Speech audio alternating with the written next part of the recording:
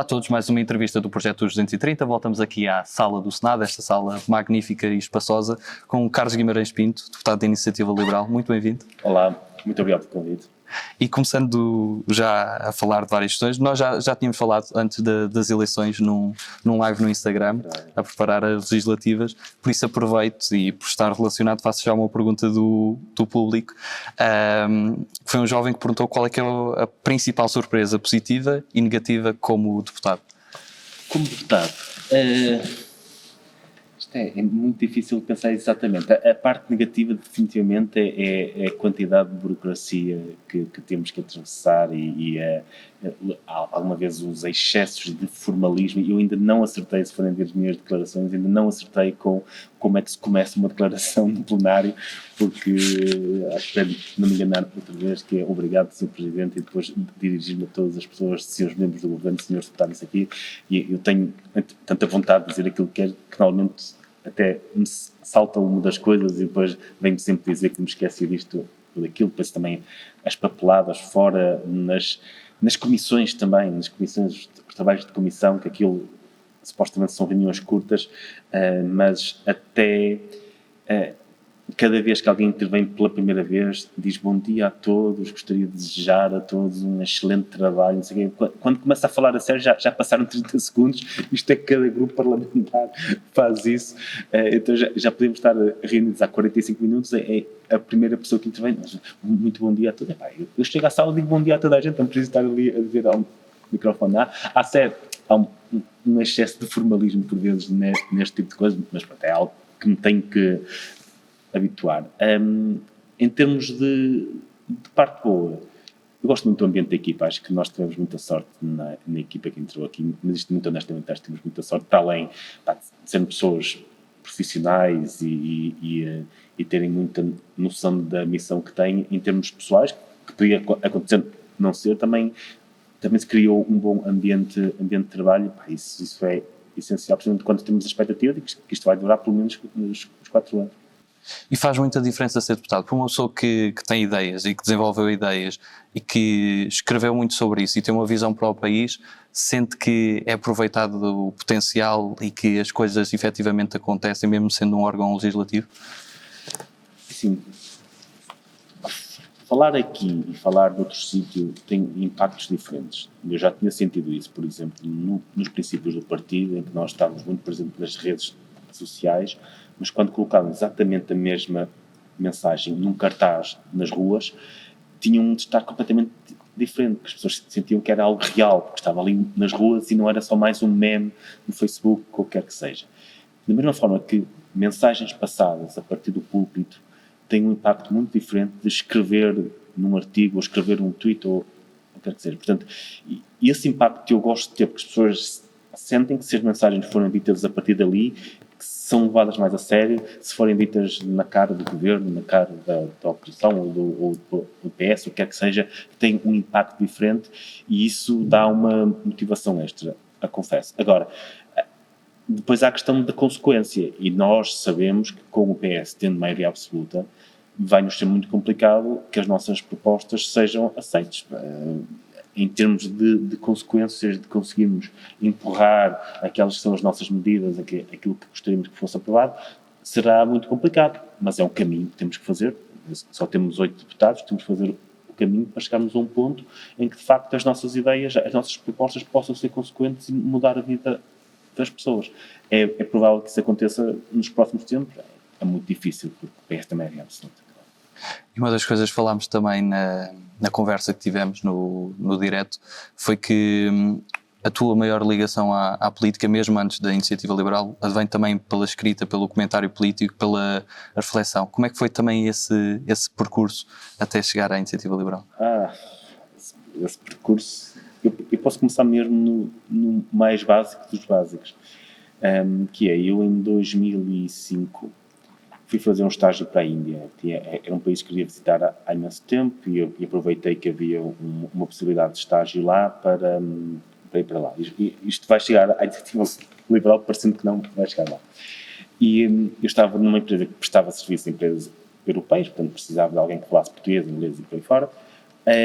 E então, a certa altura, eu tive muito trabalho, mas a certa altura houve uma notícia qualquer num jornal inglês sobre empresas indianas a fornecerem dados dos seus clientes, a venderem dados dos seus clientes. Então, deixamos de ter trabalho. Literalmente, passámos ali um mês sem trabalho.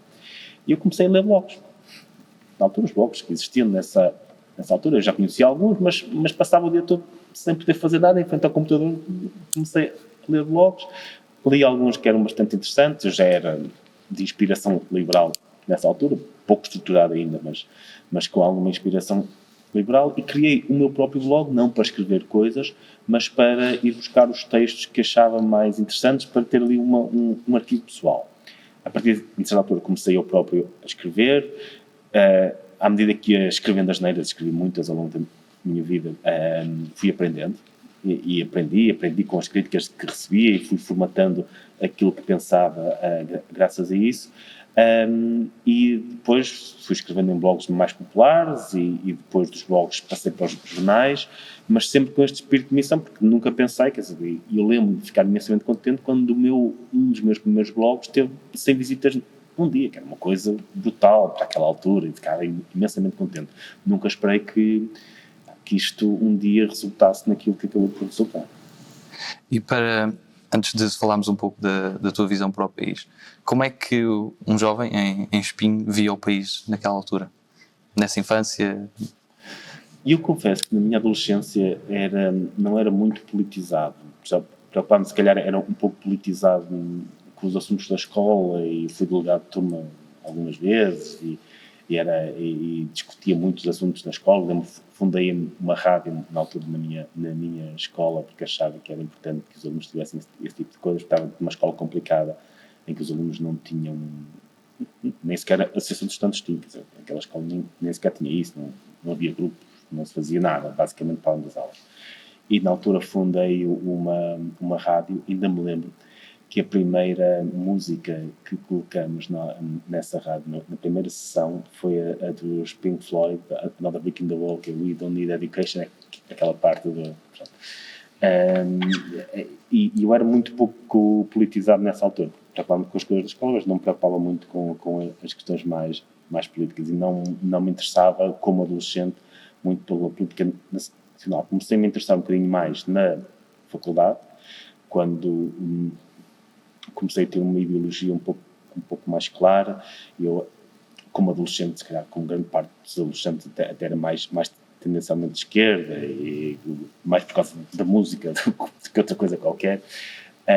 Depois, mas já tinha uma certa inspiração liberal. Depois fui-me estruturando, o meu pensamento foi sendo estruturado, mas nessa altura não tinha grande pensamento político. E agora como é que vês Portugal? E como é que gostavas que Portugal fosse?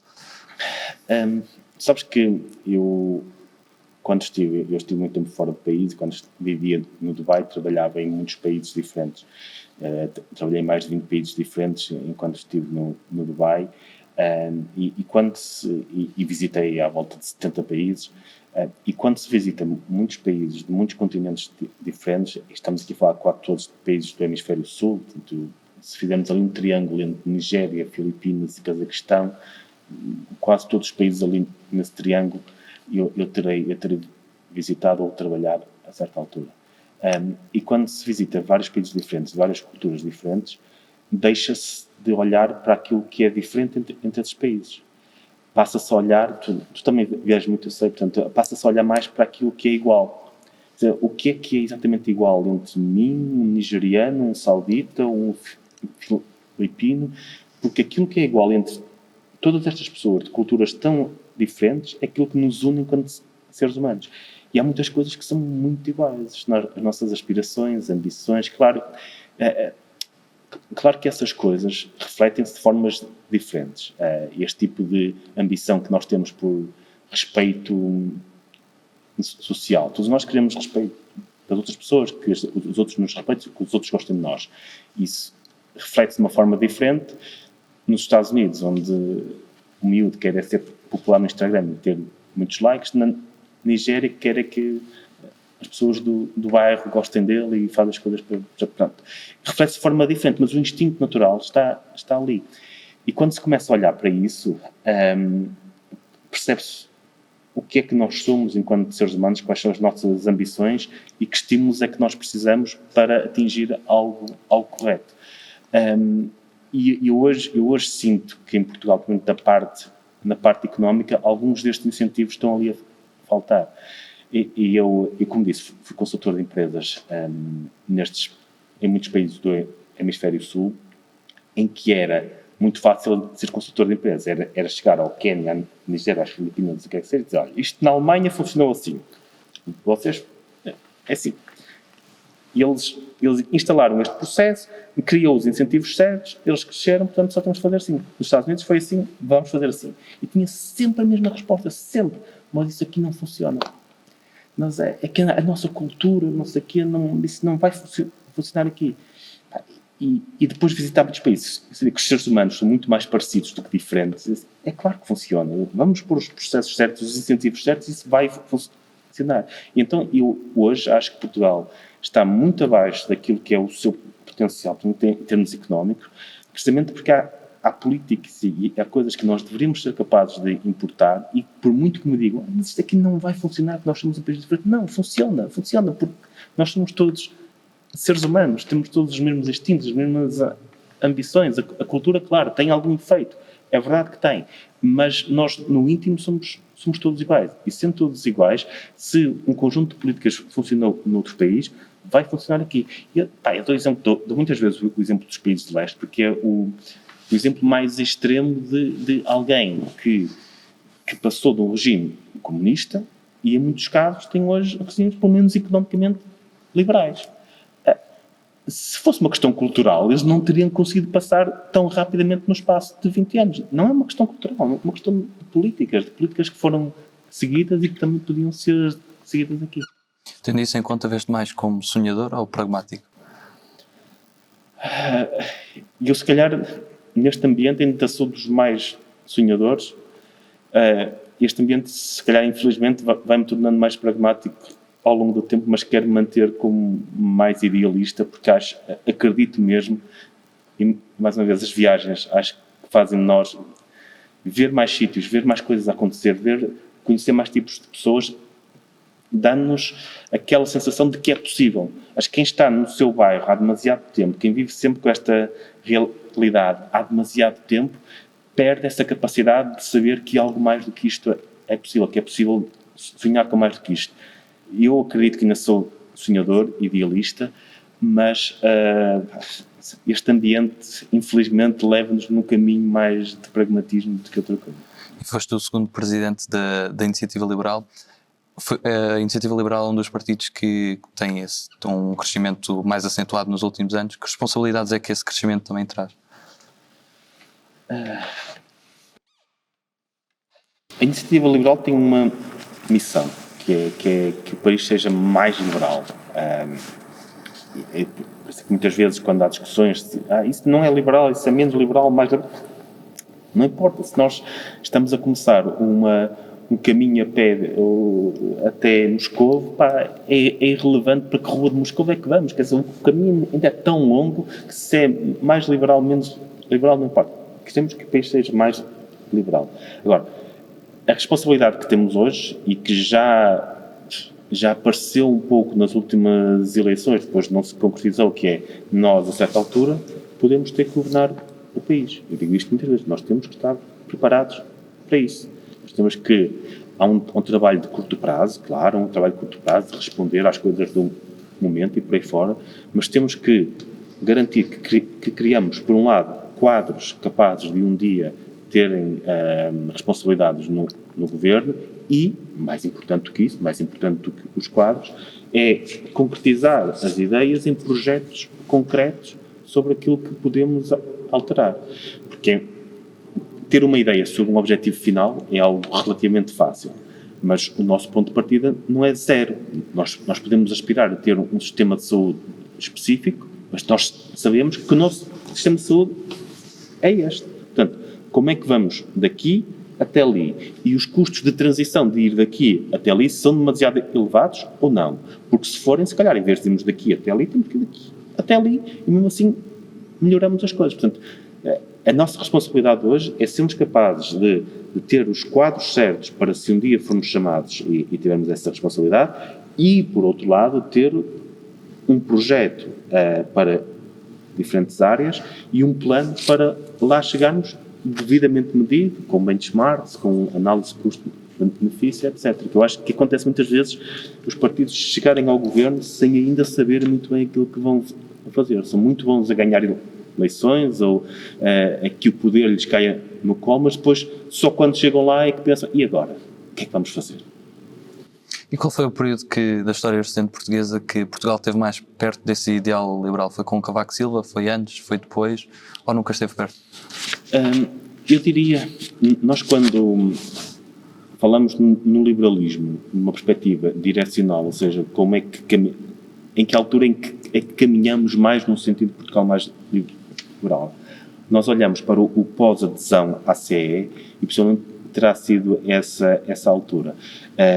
Não sei se foi por motivação dos governos da altura, se foi por imposição pelo facto de pertencermos à CE, provavelmente mais por esta segunda do que pela primeira, mas alguns de vocês não se lembrarão, mas nós quando entramos na CE só tínhamos RTP, quer dizer, era sequer proibido ter televisões privadas. Havia um conjunto de regras que nós hoje nem sequer nos apercebemos, nem sequer nos lembramos, nem sequer damos importância, que nos parecem tão óbvias, que não existiam na altura. Podermos hoje ter mais do que uma opção em termos de telecomunicações foram um conjunto de reformas que foram feitas ali nos anos 80 e 90. Ou seja, houve um caminho direcional nos anos 80 e 90 para um país mais liberal. Ficou muito caminho para fazer, obviamente. Houve alguns retrocessos, a máquina do Estado também cresceu bastante nessa altura, mas em termos de reformas de mercado, de termos mais competição, de termos mais empresas a competir pelos consumidores, de liberdade de expressão, mesmo a questão da liberdade de expressão, de termos mais televisões, mais jornais, especialmente nessa altura. Falando outra vez do teu percurso mais recente, criaste também com outras personalidades o Instituto Mais Liberdade e depois deixaste quando assumiste a tua candidatura pela Iniciativa Liberal uma segunda vez.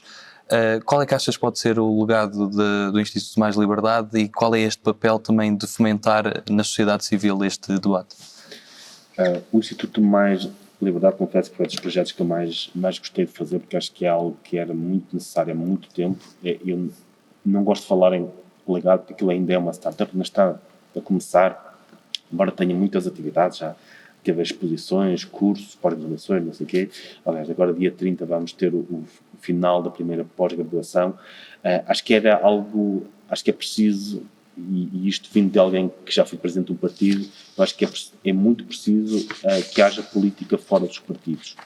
Que haja think tanks, que haja organizações como a vossa também, que consigam discutir política fora dos partidos, defender ideias fora dos partidos, porque os partidos têm dinâmicas muito próprias, por motivos óbvios, não é? Os partidos, independentemente do partido, acabam por ter dinâmicas de poder muito próximas, têm que ganhar eleições, têm que ter bons resultados, porque senão deixa de existir como organização. Eu acho que são precisas organizações neutras ou ideológicas que pensem política fora das máquinas dos partidos, que é para a política se poder pensar no longo prazo ou se poder pensar de uma forma neutral. Eu acho que isso é mesmo muito importante. O Instituto, nós nunca tínhamos tido um think tank liberal mesmo e com aqueles objetivos que aquele teve. Quando surgiu a oportunidade, surgiu na altura da pandemia, algumas conversas que tive na altura, agarrámos essa oportunidade de lançar aquilo e ainda há imenso para crescer no Instituto. O legado do Instituto tem que ser interessar mais os jovens pela política, fazer com que, independentemente do partido, com que mais pessoas se sintam próximas de uma perspectiva liberal daquilo que é a política. E, mais uma vez, isto é independentemente do partido e o Instituto teve muito esse cuidado, que é integrar pessoas de vários partidos, porque é bom para o país, para quem for liberal, é bom para o país que exista uma iniciativa liberal, mas também é bom para o país que o PSD seja mais liberal, que até o PS seja mais liberal, que outros partidos tenham uma perspectiva mais liberal daquilo que é a sociedade, a economia, a cultura. E quais é que são as maiores referências liberais no mundo? Atuais ou já...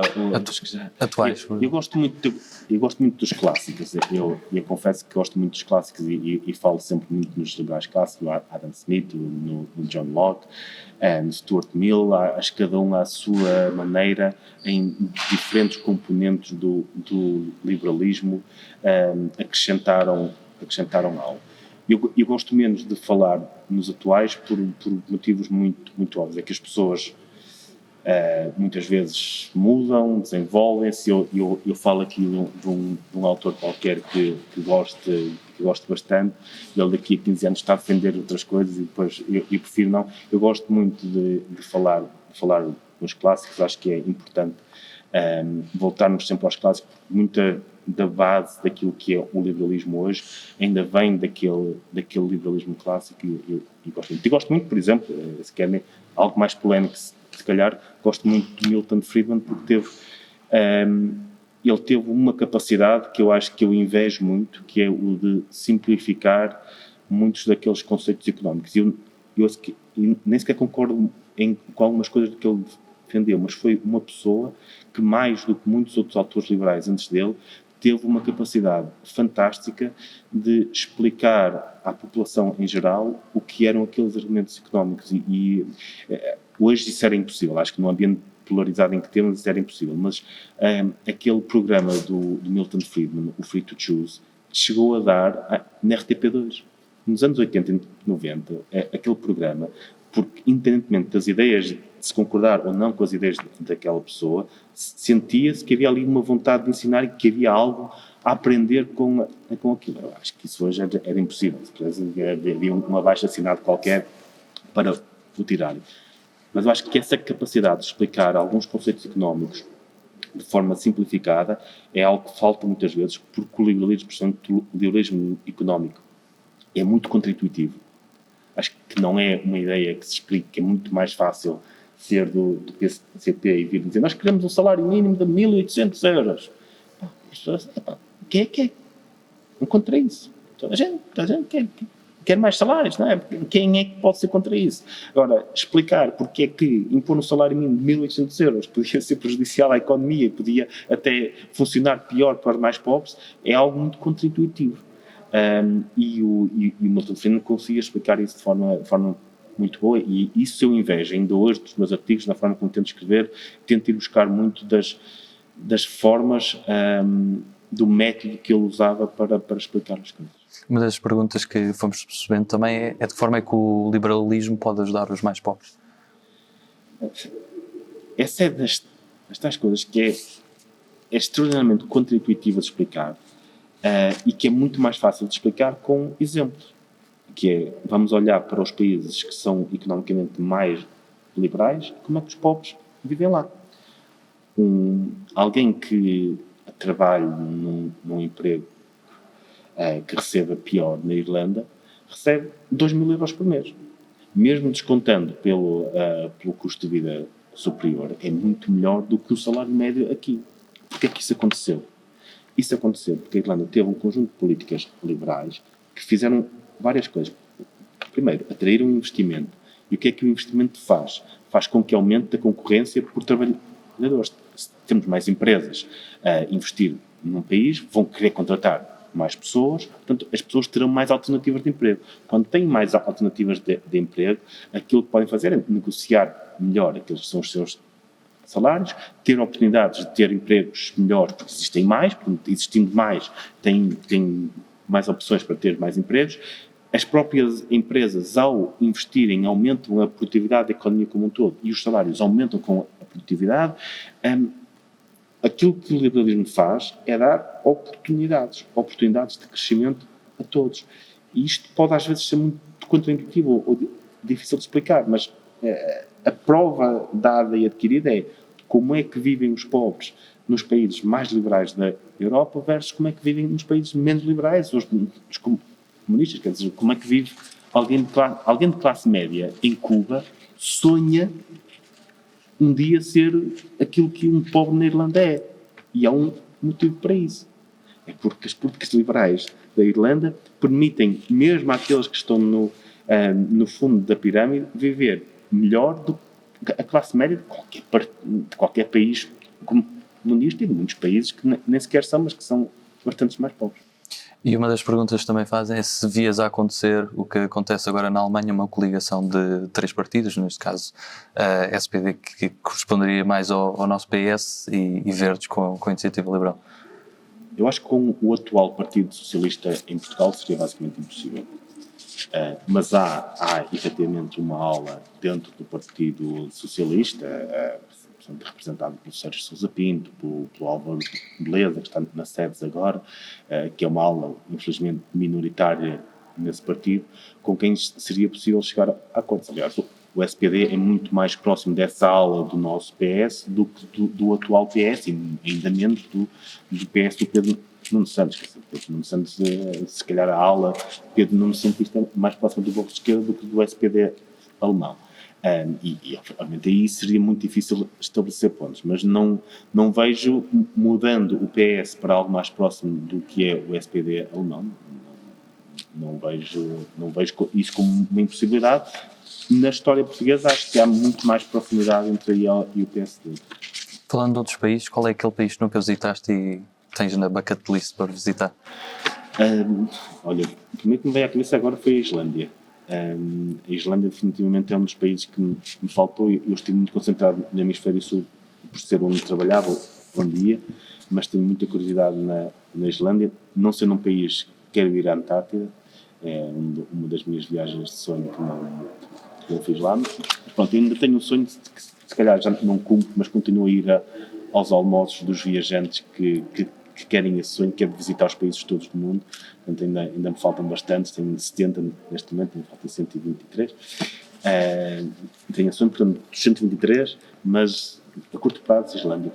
Islândia pela paisagem ou pela forma também como recuperaram? Não, é mesmo pelas paisagens, por tudo aquilo que quero ver, até porque é uma zona do mundo um bocadinho mais distante daquilo que eu vi no passado, que estive muito focado no hemisfério sul, África, Ásia e por aí fora, sempre em sítios quentes e por aí fora. Tenho curiosidade de ir à Islândia. Dos países nórdicos só estive na Dinamarca. A minha parte boa de ainda me faltarem 120 países é que muitos desses 120 países são dos mais fáceis. Ainda me faltam muitos países europeus, por exemplo, e coisa assim, já tenho para aí meia África e na Europa ainda falta para aí metade também. Portanto, quero visitar, quero fazer agora um bocadinho a parte mais a norte, os países nórdicos, a Islândia. Nessas imensas viagens, quais é que são as músicas que constam sempre da playlist? Eu gosto mais de falar das músicas que trouxe de cada um dos países, que quando toco me faz lembrar aquela... há uma que há tempos entrevistaram no Observador, na Vichy Soares, e depois pedem uma música no fim e pus-me a pensar nisso. Eu quero que esta música fique na história como a primeira vez que esta música tocou numa rádio portuguesa, que nunca mais volta a tocar, de certeza, que é a música Saki Saki, uma música indiana que eu adoro e que era muito popular na altura em que eu estive lá, mas o correspondente à nossa música prima, portanto não é nada de excepcional, mas que o filme estava a sair na altura e eu adorava a música porque estava em todos os clubes onde saímos e ouvia a música. Há uma dos meus tempos da Roménia, nós falamos há pouco da Roménia, na altura em que eu fui à Roménia, já foi há imensos anos, que era a Dragosteri, que estava a sair na altura, que nem a Roménia moldava, portanto, mas eles tinham como com aquele videoclipe fantástico. E na música portuguesa, alguma preferência?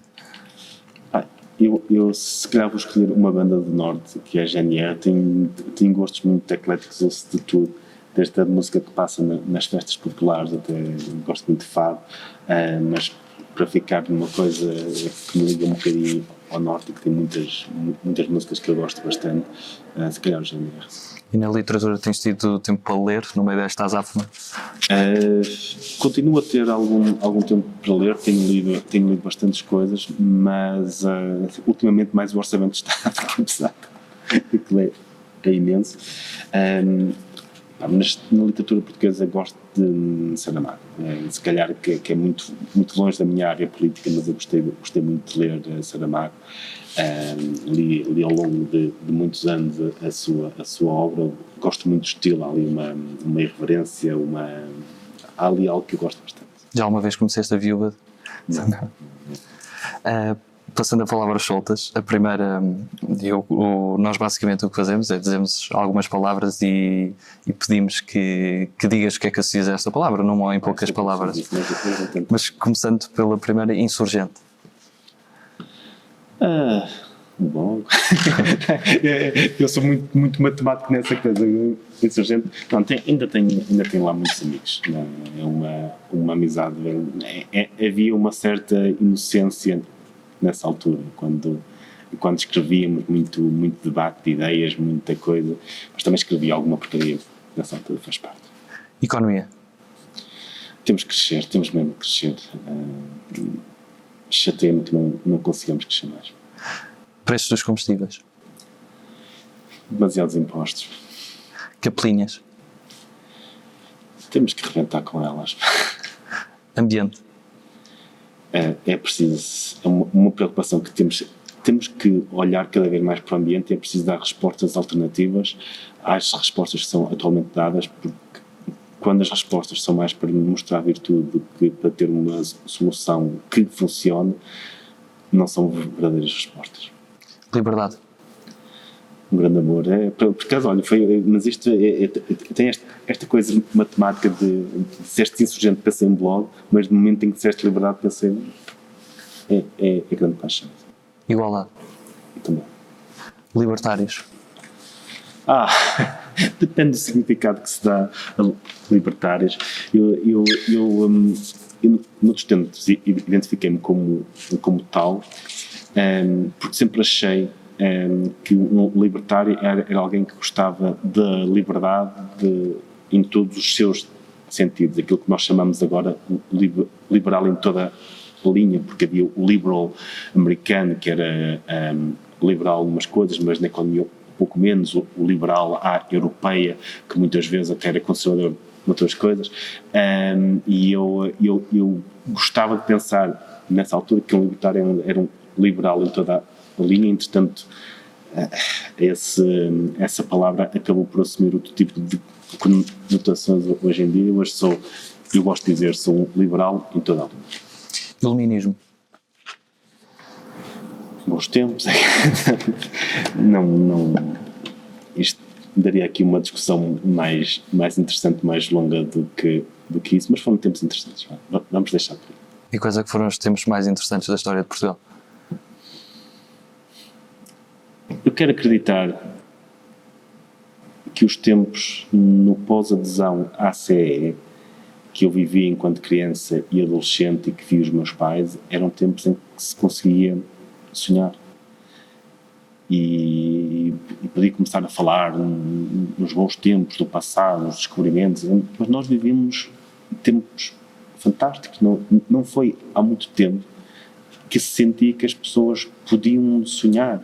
Eu vi que os meus pais, por exemplo, começaram, quando tinha 5 anos, nós vimos uma espécie de T0, que eu dormia com os meus pais na altura, em que entrava água, aquilo era terrível, mas havia um sonho, um brilho naqueles olhos que sabiam que havia esperança, que havia uma forma de crescer, e que olhavam para os vizinhos que cresciam e tinham aquela expectativa.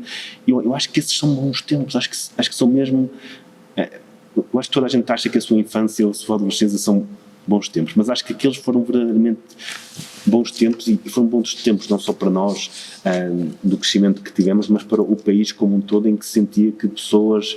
Um dos amigos do meu pai saiu de casa aos 8 anos, porque os pais não tinham condições para o ter, e andou aí na rua não sei quanto tempo, depois abriu um negócio e fez umas coisas, e ao fim de algum tempo já tinha uma família a viver numa casa. Não sei, acho que esses tempos de sonho em que o país crescia muito rapidamente eram bons tempos, foram bons tempos para nós. Os tempos em que tínhamos o sonho de convergir com a CEE, foram tempos fantásticos. E se pudesse resumir Portugal numa palavra, que palavra é que escolhias? Eu prefiro usar aqui as boas. há algumas boas, outras más, mas para quem esteve fora muito tempo, eu passei metade da minha vida adulta fora do país, a palavra casa é aquela que mais se sente. Pode estar melhor, eu estive muito melhor, recebi muito melhor quando estava fora do país, tinha uma vida, se calhar em termos de conforto, bastante diferente, mas havia sempre aquela coisa quando voltava, que muitos imigrantes têm, e aquilo de chegarmos a casa, acho que. E para terminar, que mensagem é que gostarias de deixar aos portugueses? Já percebi, já me fizeram essa pergunta tantas vezes, eu nunca consigo ter uma resposta devidamente preparada para as pessoas, porque eu sou um sonhador pessimista, o que pode ser uma contradição de termos, que é, eu tenho poucas expectativas em relação àquilo que pode acontecer, mas acho que Portugal tem um enorme potencial. E pronto, eu gostava de dizer, nós temos muito potencial mesmo, se formos capazes de nos juntarmos em torno de uma ideia, em torno de um sonho, em torno das políticas certas, acho que podemos pôr Portugal a crescer, podemos viver novamente naquele sonho que Portugal teve nos anos 80 e 90. Eu acho que voltarmos a esse sonho é uma missão de vida para todos e espero ter o apoio de muitos para conseguir fazer. Carlos, muito obrigado. Pela entrevista. Um abraço a todos lá em casa, continuem a acompanhar mais entrevistas do Projeto 230 nas várias plataformas, no site e nas redes sociais. Até à próxima.